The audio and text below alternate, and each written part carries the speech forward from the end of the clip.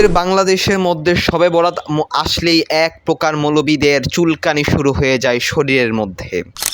শবে বরাতের মধ্যে নাকি হালুয়া রুটি খাওয়া বেদাত। আমি বুঝি না ভাই, শবে বরাতের মধ্যে হালুয়া রুটি তো আল্লাহর রিজিক, রিজিক খাওয়া নাকি বেদাত।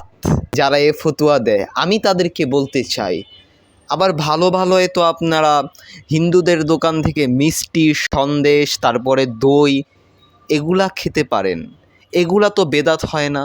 আমরা জানি যে কোনো কিছু শুরু করার আগে আল্লাহর নাম নিয়ে শুরু করতে হয়। আপনি যদি খাবার পরিবেশন করেন আল্লাহর নাম নিয়ে প্রথমে পরিবেশন করবেন।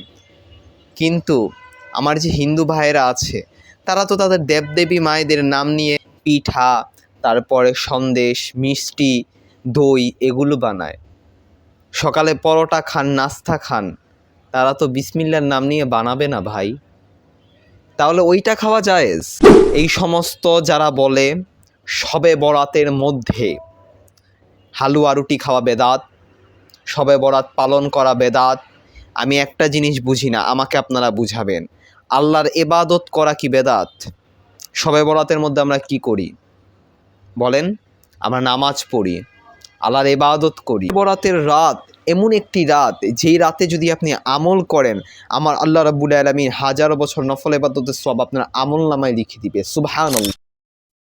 প্রিয় ভাইরা আমার, এই রাত গুনাহ মাফের রাত, এই রাত ইবাদত বন্দেগী কবুলের রাত, এই রাত মহিমাগত একটি রাত।